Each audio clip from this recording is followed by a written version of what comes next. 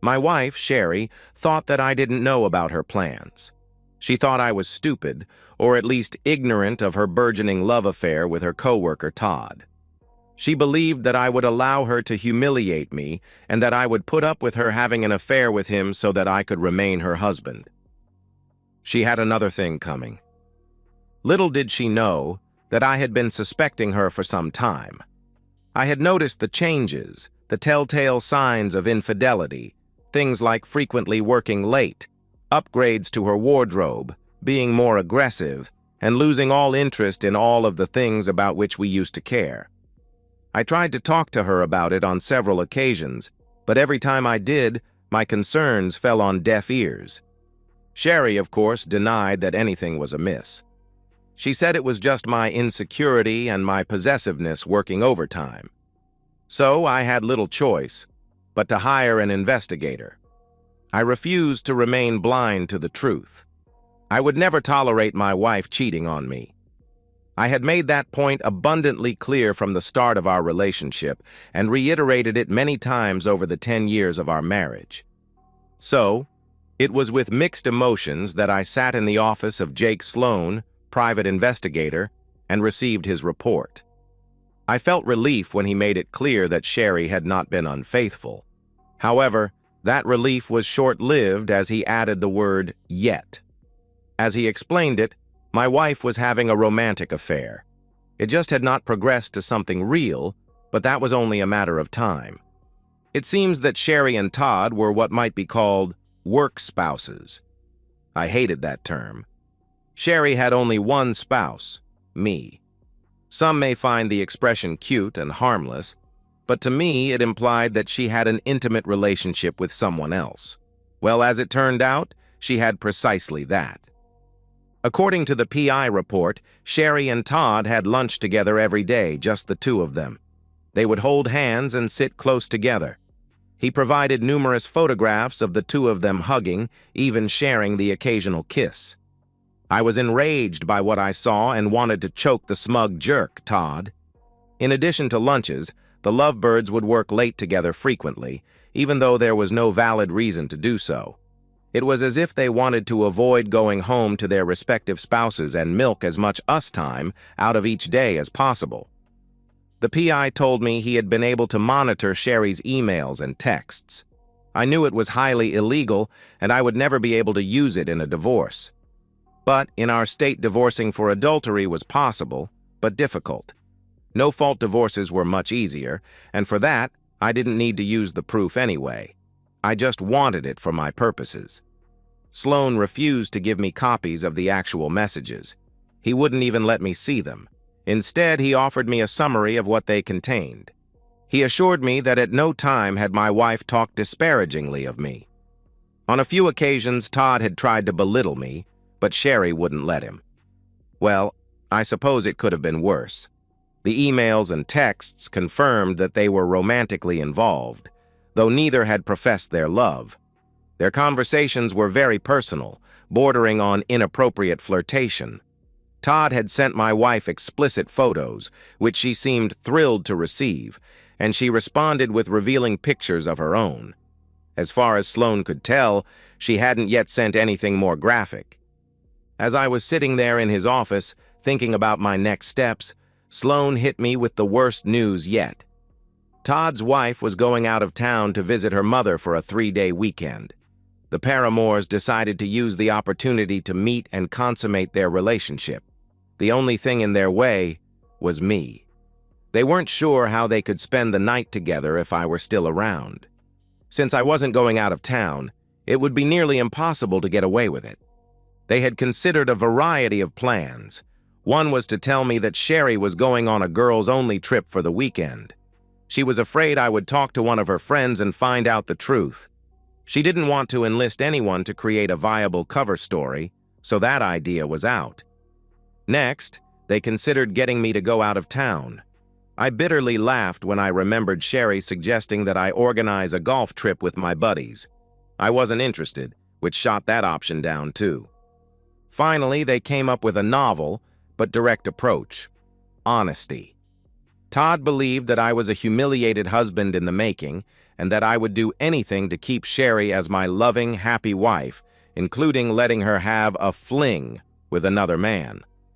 Somehow, he got Sherry to believe that by having an affair with him, she would be helping to improve our love life and our relationship.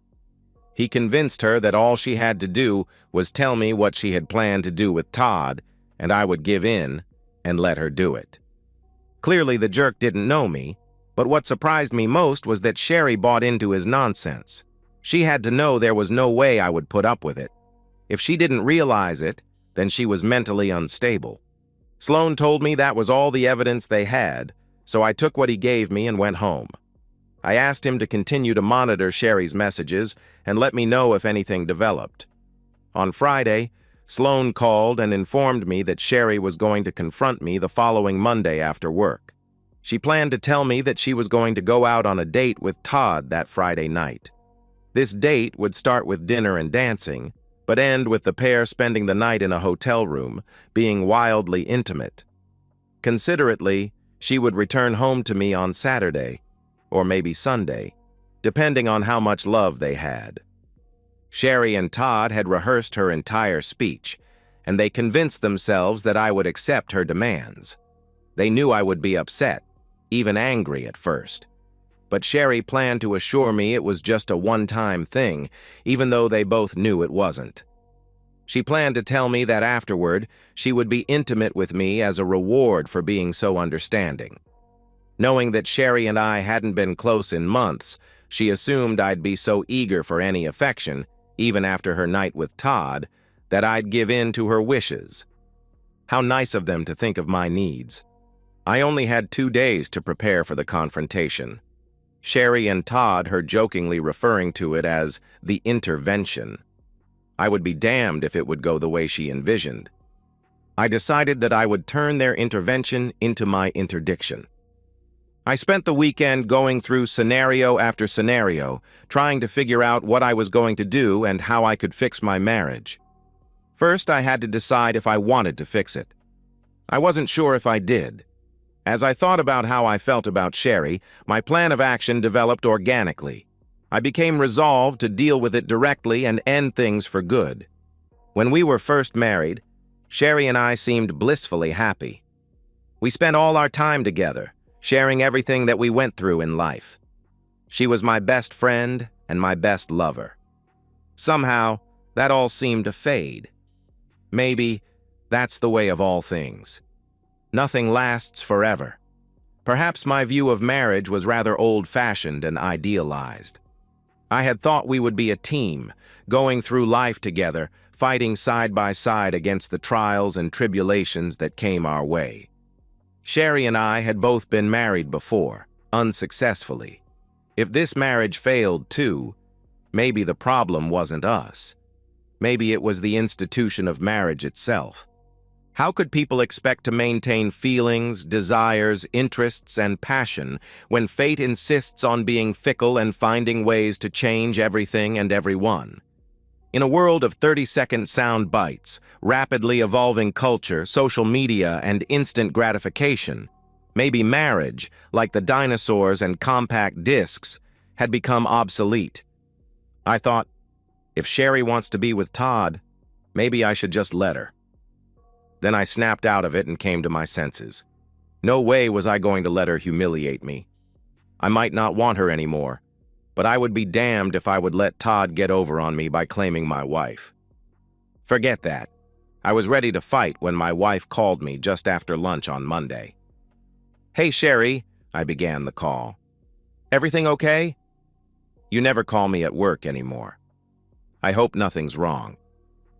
"Hi, honey," she responded. Honey? Really? Did she use that epithet with Todd too? "Nothing's wrong.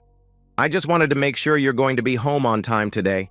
I have something really important to talk with you about, so I need you to be there." "Oh, okay," I replied, then added, "Yeah, that's good because I have some big news to tell you too. I should be home by 5:15 or so. Will that work?" She didn't answer right away. When she did, it was to dig for information. Big news? Like what? she asked. "I'll tell you tonight," I said, then decided to end the call. "I hate to run, but I'm in the middle of my monthly report. I need to get it done so that I can leave on time. See you at home." I hung up and walked down the hall to my boss's office to let him know that I was taking the rest of the day off. He was okay with it, which was good. I had a few things I needed to prepare for the interdiction. I was sitting at the kitchen table when at 5:27, I heard the garage door opening. I was nervous but also very angry. I was trying hard to maintain a calm exterior while my interior surged and raged with raw emotions. I had an open bottle of Sauvignon Blanc on ice with 2 glasses ready to go.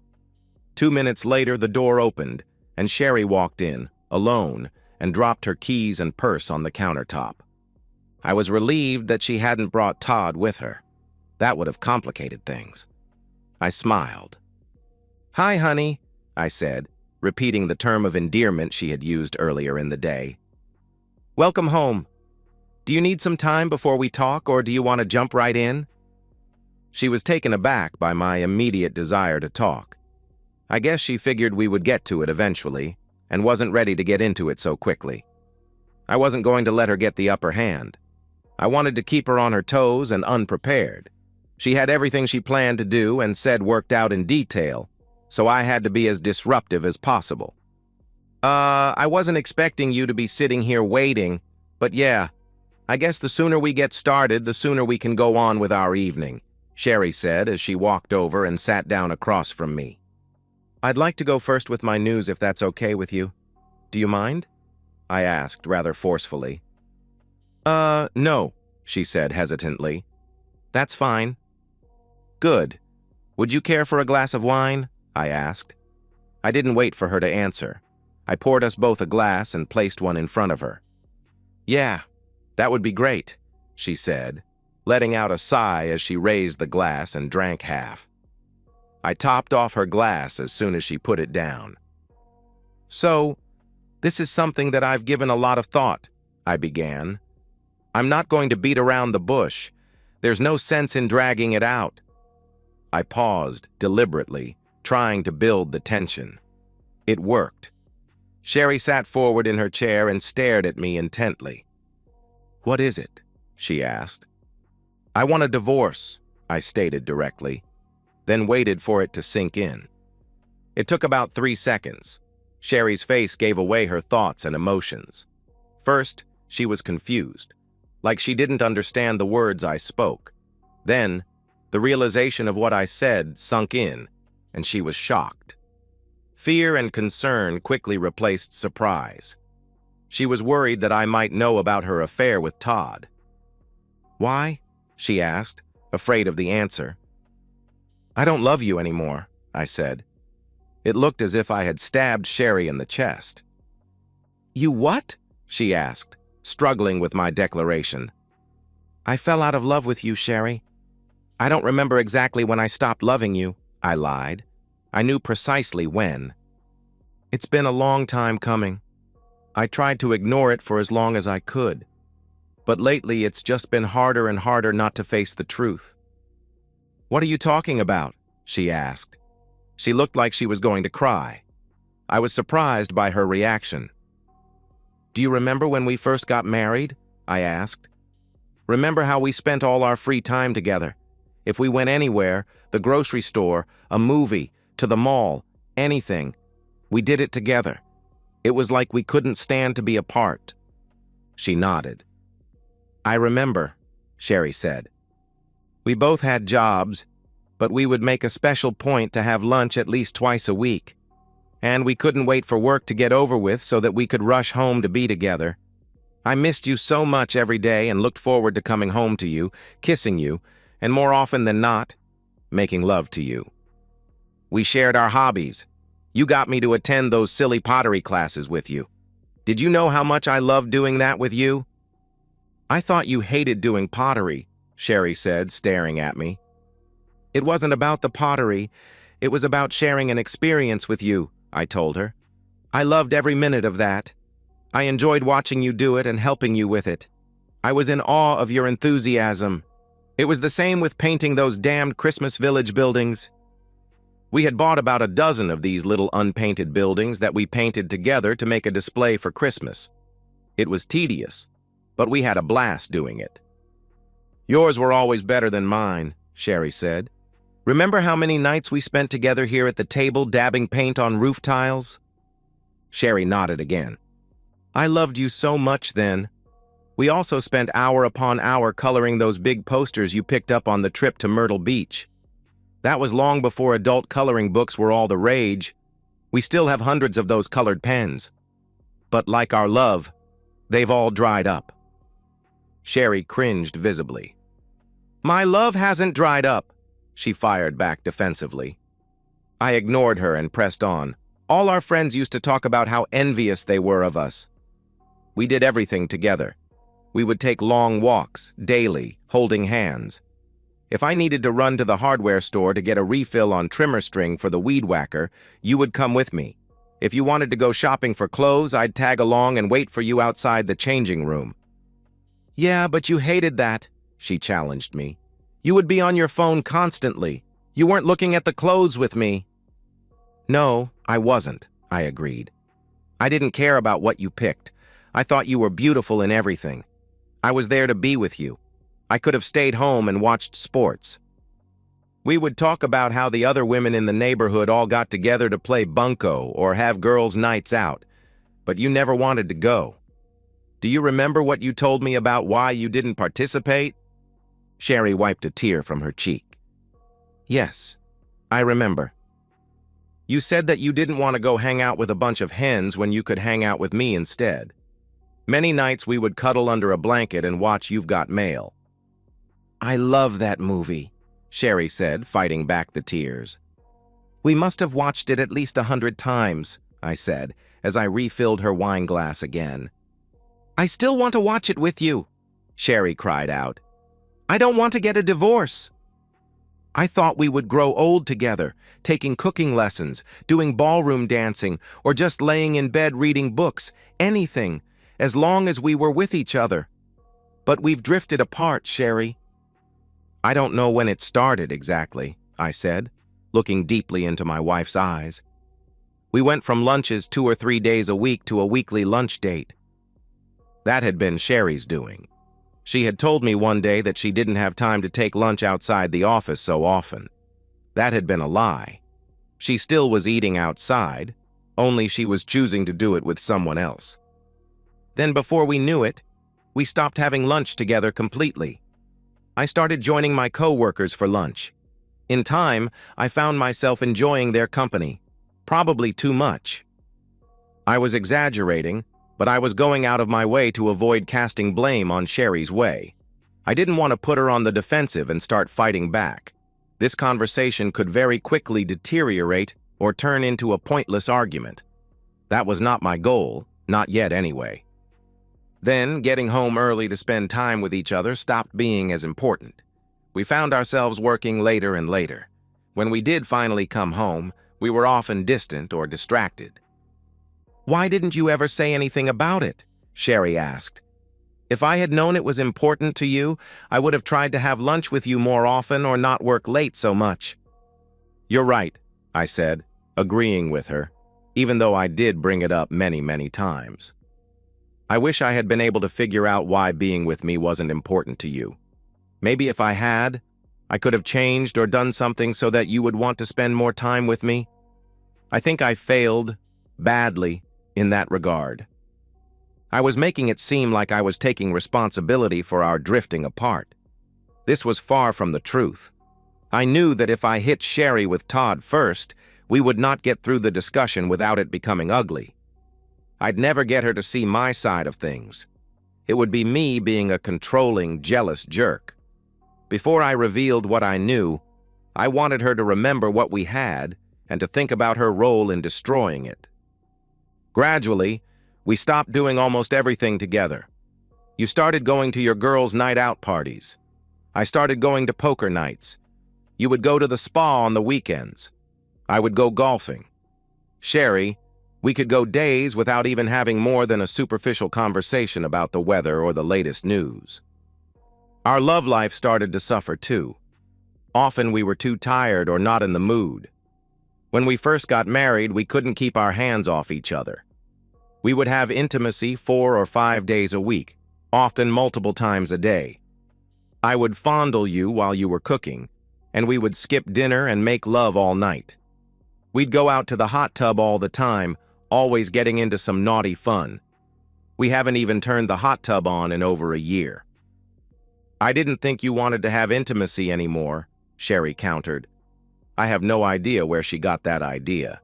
I think she was rationalizing her behavior by trying to make it my fault. Oh God, no, I said with a chuckle. I never stopped wanting intimacy. I'm just as driven now as I was 10 years ago. I just stopped wanting to be intimate with you. I knew that would cut deeply. She had thought she was the one turning me down, and here I was telling her that our lack of closeness was because I no longer desired her. I could almost laugh if I weren't hurting so badly. What? Sherry asked, her voice cracking. I don't think she expected me to say that. You didn't want to have intimacy with me? I lost all interest in you, I said point-blankly. You were a cold fish. You would just lay there. You never wanted to do anything exciting or remotely naughty. It felt like you wanted it to be over quickly so you could go back to something more interesting like knitting. The whole time, I still wanted the weekend-long marathons like we used to have. I pretended just to be done with it. You did not, Sherry argued. Sorry, Sherry, I said, digging the knife deeper. It's me, not you. She stared at me for a few moments. Her tears had dried up and her face was red. I wasn't sure if it was from anger, frustration, or embarrassment. I filled her empty wine glass. She picked it up and took a long swig. It was just a matter of time, I continued, before we would start finding someone else with whom we wanted to spend our time. I didn't mean me, but she didn't know that. Suddenly, she spoke angrily. Are you cheating on me? Have you fallen in love with someone else? Sherry, you know how I feel about infidelity. I swore a vow to you when we got married, and I take that vow seriously. I know your first husband cheated on you, just like my first wife with a coworker behind my back. I would never do that to you, just like I know you would never sink so low as to try to humiliate me by having an affair with another man. How could you think that I would do that? I'm sorry, she apologized. You're right. I know you wouldn't do that. She looked guilty and couldn't meet my eyes. Her hands were shaking. We're waiting until we get divorced to sleep the first time, I stated, implying strongly that I had a new love interest. Which gets me back to my big news. I've already met with a lawyer and drawn up the papers. You should be served on Friday. Wait! What? She asked, growing frantic. I said you'll be served on Friday with divorce papers, I told her, trying not to grin. It's for the best. That way you can have your freedom back and do what you want. So can I. We can admit that the last 10 years were a waste of our time and move on. They weren't a waste of time to me, she snapped. Oh, come on, Sherry, I said. I think you want this just as much as I do. I mean, let's be real. You haven't wanted to be with me for a long time. Our wedding was a mistake. I'm not the man you want to be with. Yes, you are, she argued. I don't want a divorce. You can't just get a divorce because you want to. I don't want to divorce you. I want to be married to you. Forever. I love you. I'm sorry, Sherry, but I don't love you anymore. This is a no-fault divorce state, so we can just split all the assets 50-50. I mean, it is remotely possible to get more than half of the assets. But that's only if one of us were to cheat, and we could absolutely prove adultery. But neither of us is cheating or likely to do so before Friday, right? So, we can make a clean break. I'd like you to come to the bank with me tomorrow so we can divide the money from all our accounts evenly. We'll have to open new accounts, get new credit cards, and change all the utilities. And we'll have to sell the house. I have a realtor coming on Wednesday to get it listed for us. Wait, Sherry shouted. You're moving too fast. I don't know what to do. Please stop. She started crying again. Don't worry, I already packed my bags and will be staying in a hotel room from now until I can move into permanent place. You can stay here until the house sells." "Wait! God damn it!" Sherry yelled. "Please wait!" "There's no need to wait," I said. "Right? We shouldn't put this off any longer. I mean, we need to get it all taken care of before Friday, don't we?" "Why? What's so damned important about Friday?" she demanded. "Well, Friday is when you're going out on the date with your boyfriend Todd, right? Isn't that the day the two of you are planning to spend the night in the hotel together all night?" Sherry froze. Her eyes looked like they were about to pop out of her head. Her mouth hung open like a dying fish. She tried to speak, but only a sputtering sound came out. "Did I have the day wrong?" "Hang on," I said, as I pulled a manila folder out from under a stack of Better Homes and Gardens magazines and flipped it open. I pulled out the summary sheet from the private investigator's report and slid it between us, showing it to Sherry. I pointed out the part that talked about her plans for Todd Friday night. "Nope, I'm right. See? It says right here, you and Todd have reservations at the Gaylord Texan for this Friday night." "It's not," she started, but I cut her off. "It's not what it looks like," I asked her, completing the sentence for you. "Oh, do I need to show you the photographs of you and Todd making out at lunch?" She stared at me as the tears flowed again. "I'm sorry," she said softly.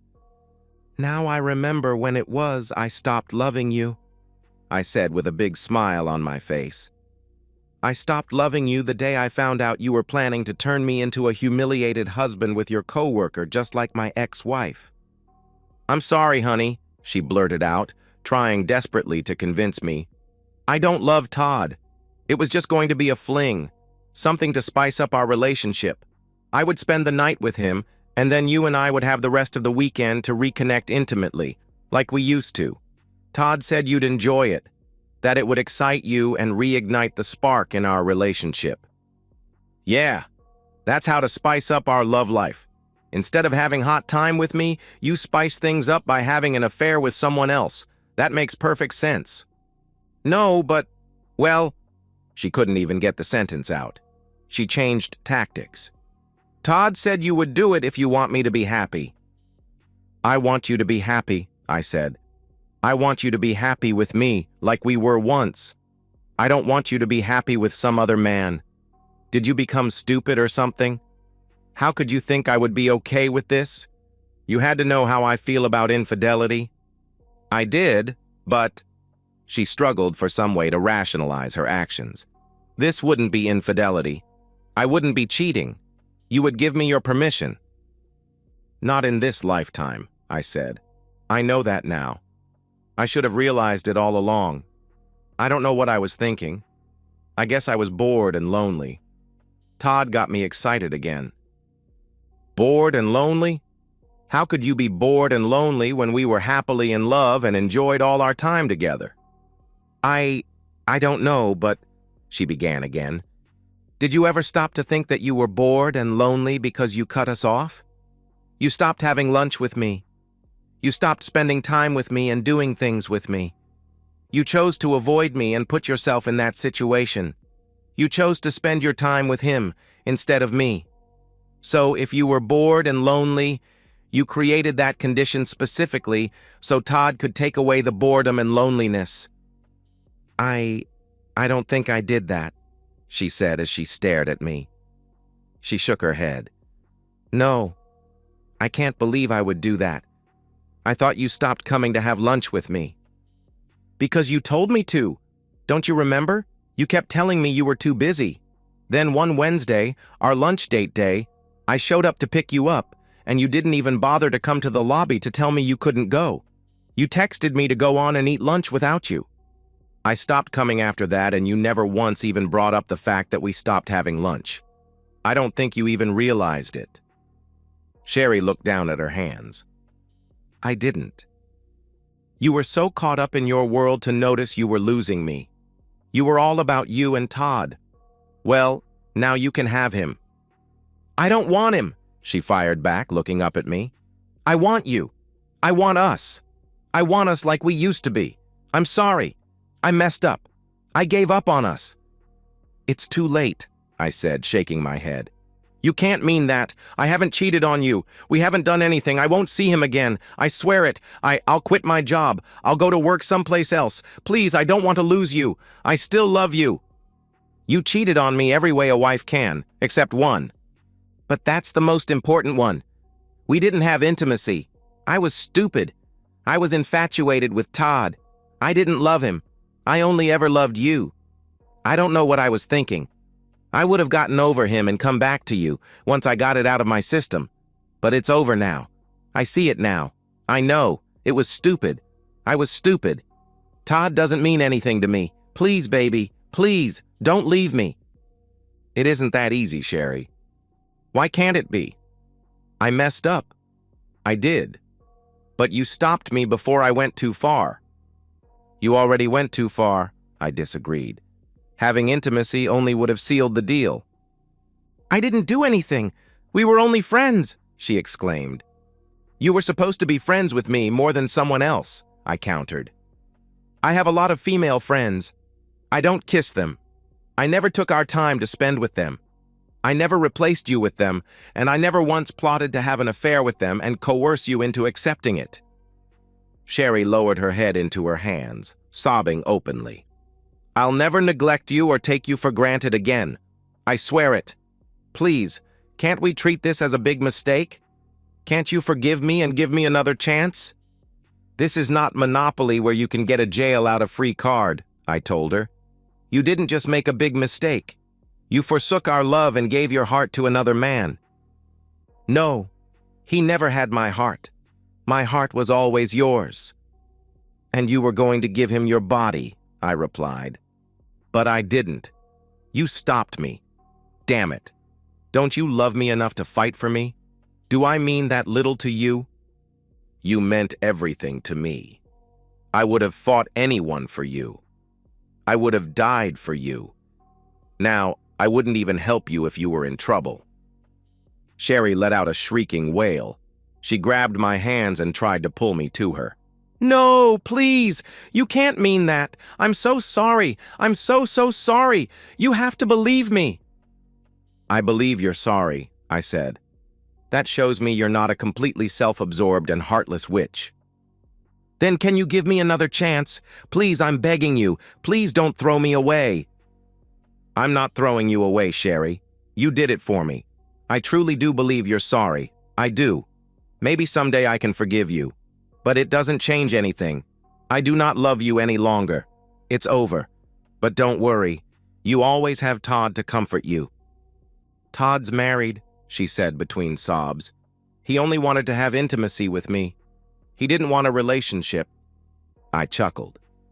"Well, he may have a change of heart now. I'm sure his wife had a lot to say to him today when he got home. She and I are using the same divorce lawyer." Sherry's mouth fell open again. I pushed the manila folder across the table to her. "The full report from the investigator is in here, along with the photos of you and Todd. His wife has a copy. Also in there is all the information from my attorney about the divorce and how we propose to divide the assets. I suggest you read it all over." "No, baby, please," she begged. "Don't do this. If you do want to go to the bank with me tomorrow, call me and let me know." I got up from the table and walked out of the house to the sound of my wife crying. Sherry fought the divorce, but I was resolute. I didn't want a lengthy or expensive legal battle. When the judge suggested marriage counseling, I politely declined. I was done. The divorce proceedings were swift and merciless. My investigators' extensive documentation of Sherry's emotional affair with Todd, combined with her planned infidelity, worked strongly in my favor. The court awarded me 65% of our marital assets, the house, and significant alimony. Sherry was devastated. Todd's wife, upon receiving the investigation report, divorced him immediately. His reputation at work was destroyed when HR learned about his inappropriate relationship with a married colleague. He was terminated from his position, and his professional network shattered. Sherry's attempts to reconcile were met with cold indifference. She would call, text, and even show up at my workplace, but I had moved on. I enrolled in those pottery classes we used to do together. But this time, I did them solo, finding joy in my newfound independence. 6 months after the divorce, I met Elena, a fellow ceramic artist. She was kind, honest, and passionate about life. We started dating, and for the first time in years, I felt truly alive again. We would laugh about my previous marriage, and she appreciated my commitment to loyalty and integrity. A year later, I received a call from Sherry. She was pregnant, but not with my child. Todd had left her after his own divorce, and she was struggling financially and emotionally. I listened without a hint of sympathy, then wished her well and ended the call. Elena and I got married the following spring. We bought a new house, far from my old neighborhood. We painted Christmas Village buildings together, took ballroom dancing classes, and watched romantic comedies. But most importantly, we built a partnership based on trust, respect, and genuine love. Sometimes life has a way of delivering justice precisely when you need it most. And you know what? Sometimes that's exactly what you do when you love yourself. And that's the end of today's story. If you enjoyed it, please give this video a thumbs up and drop a comment below. Your support helps the algorithm push my content further. If you're new to the channel, don't forget to hit that subscribe button. It really helps me keep creating more stories for you. Thanks for watching, and I'll see you in the next one.